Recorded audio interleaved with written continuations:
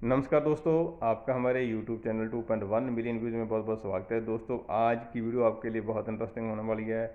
आज की वीडियो में लेटेस्ट जो भर्ती की डीएससी के अंदर जो शर्तें हैं उसके बारे में बात करेंगे। और हमने वीडियो पहले से बना के रखी हुई है, बहुत लोगों ने देखी भी है और आप लोगों ने कमेंट करके पूछा है क्या जो प्रीमेचर आ जाते हैं, ऑन रिक्वेस्ट डिस्चार्ज जाते हैं, क्या वो भर्ती हो सकते हैं डीएससी में। तो मैं आपको बताऊंगा भर्ती हो सकते हैं या नहीं सब हो सकते हैं। कंप्लीट जानकारी मैं लेटर के साथ दूंगा। इसके अलावा दोस्तों, जो 5 साल से ज़्यादा नौकरी जिन्होंने आर्मी, नेवी, एयरफोर्स में की है, क्या वो भर्ती हो सकते हैं, इसके बारे में भी आपको कंप्लीट जानकारी लेटर के साथ देने वाला हूं। और डीएससी में जो भी भर्ती होने की प्रक्रिया है उसके लिए क्या क्या शर्तें हैं, क्या क्या एलिजिबिलिटी क्राइटेरिया, गैप कितना होना चाहिए, एज कितना होना चाहिए, स्पाई क्लर्क की स्पाई जीडी के लिए क्या क्राइटेरिया है, एजुकेशन क्या होना चाहिए, सारी कंप्लीट जानकारी लेटर के साथ आपको प्रोवाइड कराई जाएगी हिंदी में जानकारी। दोस्तों, उम्मीद करता हूँ आपको ये जानकारी पसंद आई होगी, पर हम आपके लिए मेहनत कर रहे हैं। आपका दोस्तों आपसे रिक्वेस्ट है, अगर वीडियो अच्छी लगे लाइक जरूर कर देना है, अपने 4-5 दोस्तों के साथ शेयर कर देना, क्योंकि किसी न किसी जो फौजी भाई है जो रिटायर हो रहा है उसका बेनिफिट हो सकेगा। जानकारी के अभाव से जो वो है डीएससी में भर्ती नहीं हो पाते हैं। और हम ज़्यादा देरी ना करते हुए जानकारी तरफ बढ़ते हैं, शुरू करते हैं। सबसे पहले तो मैं आपको यहाँ पे लेटर दिखा देता हूँ। लेटर का सब्जेक्ट देख पाएंगे आप यहाँ पे, eligibility criteria and administrative instruction for re enrolment of सिपाही जीडी एंड सिपाही clerk and to defence security corps. और यहाँ पे देखिए एसओपी लिखा हुआ 1/2022, और ये कब से लागू है, ये 1 अप्रैल 2022 के बाद में दोस्तों जो भी बंदा भर्ती हो रहा है उसके लिए लागू है। तो आपको जो भी मैं चीज़ बताने वाला हूँ लेटर के साथ बताने वाला हूँ। दोस्तों, इन्होंने जो लेटर है, जो डीएससी की भर्ती करने की प्रक्रिया है, उसको 4 भागों में बांटा हुआ, 5 भागों में। तो यहाँ पे सबसे पहले है एलिजिबिलिटी क्राइटेरिया, जो यानी कि भर्ती की योग्यता। उसके बाद भर्ती का प्रोसीजर क्या है। उसके बाद डीएससी जो एक्स सोल्जर है उसको डीएससी सेंटर में कब डिस्पैच करना है, क्या क्या डॉक्यूमेंट की ज़रूरत पड़ती है। तो 5वां कंक्लूजन, ये सारी जो प्रक्रिया है लेटर में लिखी हुई है। तो हम सबसे पहले चलते हैं जो योग्यता की तरफ। सबसे पहले जो भर्ती की योग्यता होती है दोस्तों, वो होता है एजुकेशन क्वालिफिकेशन। इसमें जो 10वीं पास हैं जो उसके बराबर की योग्यता वाले भर्ती हो सकते हैं, और जो एक्स मैन 10वीं पास नहीं है यानी कि नॉन मैट्रिक है, तो उनका जो है army class certificate of education ACE 3rd पास होना जरूरी है, तभी वो डीएससी के लिए भर्ती हो सकते हैं। और ये जो फॉर्मर में जिन्होंने प्रमोशन लिया है उनका ये सारी क्लासें फिट होती है, AC 3rd करके रखा रहता है। उसके बाद दोस्तों, फौज का जो करेक्टर है वो आपका वेरी गुड और एग्जाम्पलरी है, जो एवल केवल इन दोनों को भर्ती किया जाता है, गुड वाले को और सेटिस्फाइड वाले को नहीं लिया जाता, यानी कि एग्जाम्पलरी और वेरी गुड को ही भर्ती किया जाता है डीएससी में। अभी बात करते हैं डिसिप्लिन की। डिसिप्लिन में दोस्तों सज़ा आ जाती है, भी इसमें बंदे ने सज़ा नहीं खाई होनी चाहिए। देखिए, ये जो नीचे मैं बताऊंगा ये बंदे भर्ती नहीं हो सकते डीएससी में। जिन्होंने 2 से ज़्यादा रेड रैंक एंट्री पूरी सर्विस में, पुरानी सर्विस में ली है, उनको भर्ती नहीं हो सकती डीएससी में। इसके अलावा दोस्तों, आर्मी एक्ट सेक्शन जिन्होंने पनिशमेंट खाई है इन सेक्शन में 34, 35 और 36 और एक्टिव सर्विस के दौरान, और इसमें 37 और 41 में इनकी भर्ती जो डीएससी में जो योग्यता नहीं रखते भर्ती नहीं हो सकते। इसके अलावा दोस्तों, जिन्होंने दारू वाले केस में आर्मी एक्ट सेक्शन जो 48 होता है, अगर लास्ट 5 साल के अंदर आपको रेड रैंक या ब्लैक एंट्री हुई है, कोई भी सज़ा हुई है, तो आप भी जो है इसमें डीएससी में भर्ती नहीं हो सकते हैं। और red rank entry last 3 year of formal service, अगर किसी प्रकार की भी आपने सज़ा का ये लास्ट 3 साल के अंदर, तब भी आप डीएससी में भर्ती नहीं हो सकते हैं। बाकी जो सारे हैं जिन्होंने सज़ा नहीं खाई है वो भर्ती हो सकते हैं। ये केवल डिसिप्लिन की बात हो रही है। सर्विस की बात करें यहाँ पे देखिए दोस्तों, ट्राई सर्विस पर्सनल यानी कि तीनों सेनाओं के जो लोग हैं वो भर्ती के लिए हो सकते हैं। कैसे हो सकते हैं मैं आपको बता देता हूँ। जो x soldier army, navy, air force से जिन्होंने मिनिमम 5 साल कलर सर्विस की है दोस्तों, मिनिमम 5 साल, फिर बोल रहा हूँ, वो है जो भर्ती हो सकते हैं। और उनकी जो सर्विस है काउंट हो जाती है दोस्तों डीएससी में भर्ती होने के बाद पेंशन और ग्रेचुटी के लिए। अगर मान लो अगर 10 साल आप नौकरी कर लेते हो डीएससी में, अगर 5 साल आपने पहले किया है तो 15 साल आपकी बन जाएगी सर्विस दोस्तों, आपको पेंशन में ये काउंट हो जाती है अगर आपने 5 साल आर्मी, नेवी, एयरफोर्स में की है। और जो है आप भर्ती के लिए एलिजिबल हैं, यहाँ पे क्लियर लिखा हुआ मिनिमम 5 साल सर्विस। इसके बाद दोस्तों, x territorial TA person must have rendered minimum 3 year service, 3 साल जिन्होंने सर्विस कर रखी है। और जिन्होंने एनुअल ट्रेनिंग कैंप, जो मिनिमम जो है यहाँ पे 7 लिखा हुआ, 7 एनुअल ट्रेनिंग कैंप जिन्होंने कर रखे हैं वो टीए पर्सनल भी भर्ती हो सकते हैं। अगर दोस्तों आपको भर्ती नहीं करते हैं आपके सेंटर वाले, जो प्रीमेच्योर डिस्चार्ज आते हैं, या 5 साल सर्विस में आप आ गए, 6 साल में आ गए कलर सर्विस करके, अगर आपको नहीं भर्ती करते हैं तो आप दोस्तों एक RTI डाल के आप अपने सेंटर से, रिक्रूटमेंट ब्रांच से पूछ सकते हैं भी क्या मैं इतनी सर्विस करके इतनी तरीक को भर्ती हुआ, इतनी तरीक को डिस्चार्ज आया, ये मेरा आर्मी नंबर रैंक नेम है, क्या मैं इस भर्ती के लिए योग्यता मेरी रखता हूँ कि नहीं रखता हूँ। आप अपने रेजिमेंटल सेंटर से एक RTI डाल के पूछ सकते हैं। इसी प्रकार से दोस्तों मेडिकल कैटेगरी की बात करें, मेडिकल कैटेगरी शेप 1 होना ज़रूरी है। और जो पुरानी सर्विस में यानी कि आर्मी में अल्कोहल डिपेंडेंस सिंड्रोम, जिन्होंने दारू के केस में कैटेगरी डाउन हुए थे और फिर आज पेंशन आने से पहले शेप 1 हो गए, वो भी जो बंदे हैं भर्ती नहीं हो सकते हैं।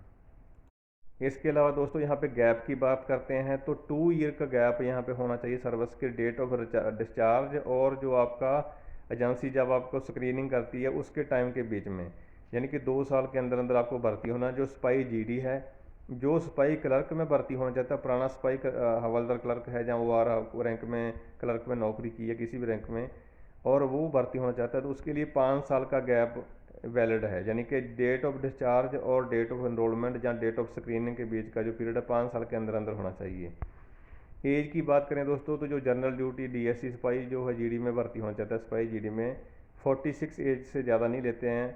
और अगर क्लर्क में, अगर आप पुराने क्लर्क हैं तो क्लर्क में भर्ती होना चाहते हैं, इच्छा रखते हैं, तो 48 ईयर जो एज है आपके लिए लागू है। आप डिस्चार्ज जाने के 5 साल तक जो है भर्ती हो सकते हैं।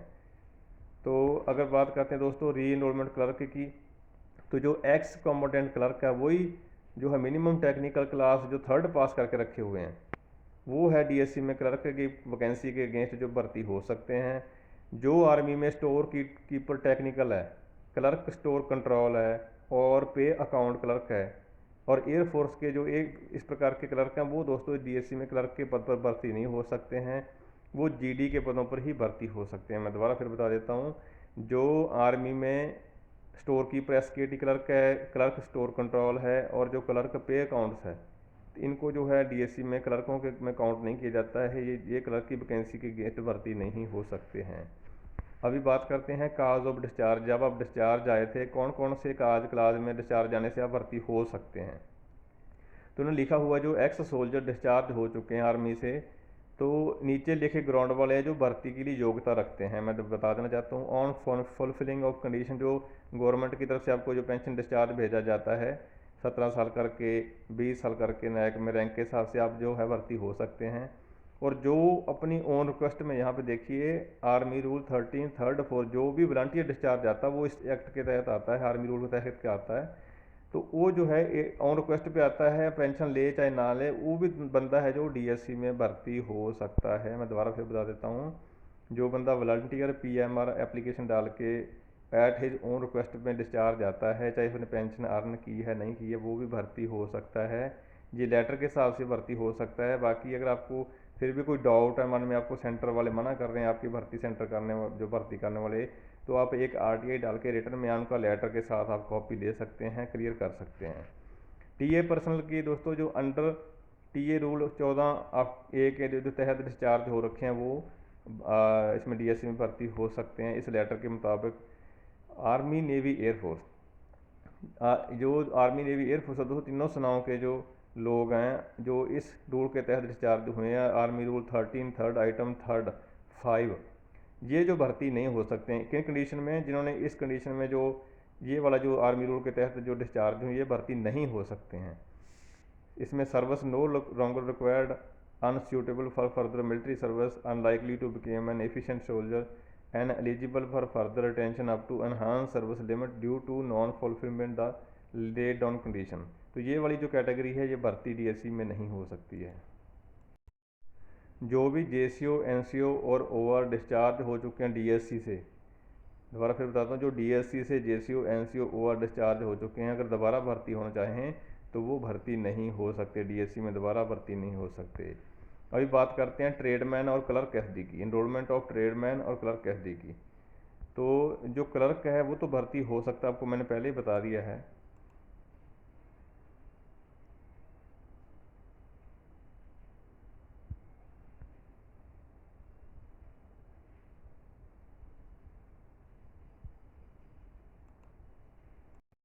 अभी दोस्तों एक बात करते हैं, जो एएससी के बंदे हैं, आर्मी ऑर्डिनेंस कोर के हैं, कोर ऑफ ईएमई के हैं, आर्मी मेडिकल कोर्प्स के हैं, ये डीएससी में वो ट्रेडी भर्ती हो सकते हैं जो यहाँ पे नीचे दर्शाए गए हैं। जैसे एएससी में एसएचजीडी ड्राइवर एंड एएसएच ये जो भर्ती हो सकते हैं। एओसी में एसएचजीडी एंड ड्राइवर एमटी भर्ती हो सकते हैं।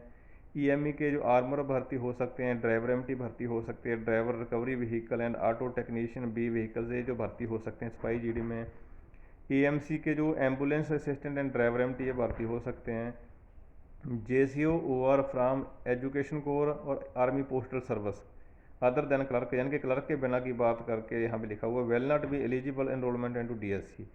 जो जेसीओ है एजुकेशन कोर के और एपीएस के, ये केवल जो है क्लर्क को छोड़ के बाकी कोई भी भर्ती नहीं हो सकता, यानी क्लर्क इनके भर्ती हो सकते हैं एजुकेशन कोर के और एपीएस के। यहाँ पे will not be eligible for enrolment of DSC clear लिखा हुआ है। एनरोलमेंट जो JCO over from RBC APTC CMP and pioneer will continue hither for to. अभी बात कर लेते हैं दोस्तों एक्सेप्टेबिलिटी और परमानेंट बॉडी और टैटूज़। ये टैटू वगैरह की मैं यहाँ पे बात नहीं करूँगा। बाकी जो इनर बॉडी पार्ट है उसमें कहीं टैटू बना वो ले लेते हैं, और जो आउटर साइड में दिखाई देता है वो टैटू वगैरह को भर्ती जैसे फौज में नहीं लेते हैं, तो इसमें भी नहीं लेते हैं। बाकी दोस्तों आपको मैं काम की यहाँ बात बता देना चाहता हूँ जो आप लोगों को शायद नहीं पता होगी। जो बंदा पूरी सर्विस करके आता है कंप्लीशन ऑफ टर्म एंगेजमेंट, उनको 5 नंबर दिए जाते हैं, क्योंकि ऊपर यहाँ पे एक मेरिट बनती है नंबरों की। इसी प्रकार जो बंदा पेंशन ले लेता है पर जो है प्री मेच्योर रिटायरमेंट ले लेता है तो 4 नंबर मिलते हैं उसको। और जिसने किसी प्रकार ने 5 साल के ऊपर नौकरी की है फॉर्मल सर्विस में, उनको 2 ही नंबर मिलते हैं। तो इसके चलते दोस्तों आपकी जो मेरिट डाउन हो जाती है, यहाँ पे 2 नंबर है ना। आउटस्टैंडिंग स्पोर्ट्समैन है उसको नेशनल लेवल लगा कर उसको 5 नंबर अलग से मिल जाते हैं, सर्विस लेवल का 3 नंबर, कमांड लेवल का 2 नंबर, तो ये नंबर भी लगते हैं दोस्तों। और अगर किसी प्रकार का आपका इंस्ट्रक्टर ऑफ फॉर्मर में एक्सआई ग्रेडिंग ले रखी है, आपने किसी प्रकार का कोर्स कर रखा है, तो उसके 5, 4, 3 इस प्रकार से ग्रेडिंग के हिसाब से आपको नंबर मिल जाते हैं। गलेंट्री वार्ड वाले को भी नंबर मिल जाते हैं, 5 मिल जाते हैं। यहाँ पे COS और इक्वलेंट 2 मिल जाते हैं अवार्ड। करेक्टर एग्जाम्पलरी के 5 नंबर लग जाते हैं, वेरी गुड के 3 लग जाते हैं। और 2 marks deducted for each red rank country के माइनस 2 मार्क्स भी लगते हैं। बाकी आपको फिजिकल का पता ही है, जो भी आपको एज के हिसाब से PPT टेस्ट होता है वो आपको एज के हिसाब से जो भी आपको लागू है। रनिंग 2.4 किलोमीटर रन होता है, पुशअप होते हैं जिनको पुशअप लागू है, चिनअप होते हैं जिनको चिनअप लागू है, उसके बाद 5 मीटर शटल होता है। तो जो टेस्ट आपके सेंटर वाले करते हैं वो आपको जैसे जो नॉर्मल PPT टेस्ट होता है उसी प्रकार से आपका जो टेस्ट होता है, उसके बाद मेडिकल हो जाता है। और जो भी आपकी डॉक्यूमेंट है एक बार आपके वेरिफिकेशन होते हैं रिकॉर्ड ऑफिस से, उसके बाद ही दोस्तों आपको जो डीएससी में भर्ती किया जाता है।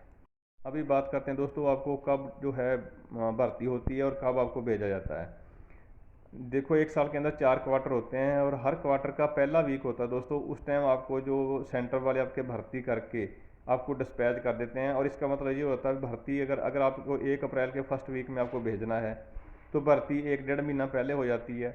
यानी कि हर क्वार्टर के बीच में भर्ती, अगर मान लो जनवरी फरवरी मार्च वाला क्वार्टर है और अप्रैल में बंदे को भेजना है तो फरवरी में तकरीबन भर्ती हो जाती है, तो 1.5-2 महीने पहले भर्ती हो जाती है। फिर आपका डॉक्यूमेंट प्रक्रिया हो जाती है और सेंटर में रिपोर्ट कर देते हो फर्स्ट क्वार्टर में अप्रैल टू जून वाले में, तो आपकी वहाँ पे ट्रेनिंग शुरू हो जाती है। तो ट्रेनिंग में दोस्तों आपकी जो 8 वीक की ट्रेनिंग चलती है जिसमें PT ड्रिल और जो भी जो WT वगैरह वो सारी प्रकार की आपको ट्रेनिंग दी जाती है। आपको ट्रेनिंग आप जैसे आपको जो आर्मी में ट्रेनिंग मिलती है उसी प्रकार से आपकी जो 8 वीक की ट्रेनिंग दी जाती है।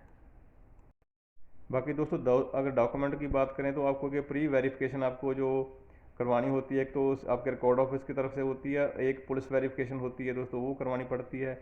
बाकी डॉक्यूमेंट आपके आधार कार्ड, पैन कार्ड, बैंक की डिटेल है जो आपको साथ में कैरी करनी होती है।